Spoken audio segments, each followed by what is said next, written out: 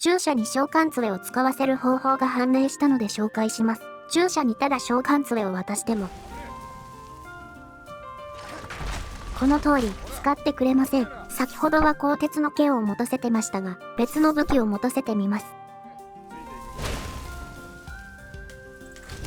すると今度は召喚杖を使ってくれるようになりました。持たせた武器によって召喚杖を使うかどうかが変化しましたが、この2つの武器の一体何が違うのかというと、付属されているかどうかです。付属武器を持たせる。これが従者に召喚杖を使わせる条件だったのです。しかし召喚杖を使うのは、あくまで付属武器を装備する可能性がある状況のみです。例えば付属されてない弓と、付属された近接武器を持たせて、離れた位置に敵を出現させると、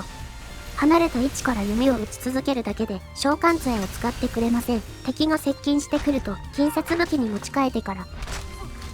召喚杖を使います。このように従者に召喚杖を使わせるには付属武器を持たせた上でその武器を使う状況である必要があります。魔法を使わない従者はそれでいいのですが、魔術師タイプの従者は少し厄介です。彼らは基本的に魔法しか使わないので、付属武器を装備しません。マジカが切れたら付属武器を持つ可能性があるので、そのタイミングなら召喚杖を使うことができます。しかしある程度能力が高い魔術師は、マジカ切れを起こすことなく魔法を使い続けます。その場合は、破壊魔法の杖を持たせることで召喚杖を使うこともあります。ダルバスはこの方法で召喚杖を使いますが、全ての従者でうまくいくわけではありません。例えば、マーキュリオは破壊魔法の杖を持たせてもあまり使ってくれません。いろいろ調べた結果、集中系の破壊魔法の杖は敵との距離が近い場合使ってくれることが分かりました。つまり召喚杖を使ってくれるのもその状況のみということです。もしくは非戦闘時に手を上げ下げすると、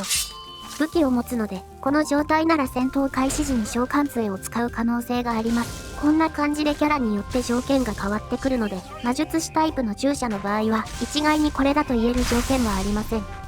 これは従者に限らず、治療術で蘇らせた死体にも有効な法則です。死体に付属武器と召喚杖を持たせてから、死の獣人で蘇生すれば、召喚杖を使用する獣人を作ることもできます。持たせる杖は、もちろんサングインのバラが強力なのですが、AE で追加された先人の木の杖も面白いです。この杖は魔術師系のドラウグルを召喚する効果があるのですが、レベル21以上でこの杖を使用すると、召喚されたドラウグルが、さらに氷の精霊を召喚するようになります。AE では最大3体の獣人を作れるので、従者1人と獣人3体にこの杖を持たせると、4人がかりでドラウグルを召喚して、そのドラウグルがさらに氷の精霊を召喚する、数の暴力で敵を圧倒するパーティーを作れます。先人の木の杖はサルスセイムのメロスから高確率で買えるので、数の暴力を振るいたい人は、そこで買い集めるのがいいでしょう。注意点として、持たせる付属武器は充填が残っているものでなければなりません。充填が切れた付属武器を持たせても、召喚杖は使ってくれませんし、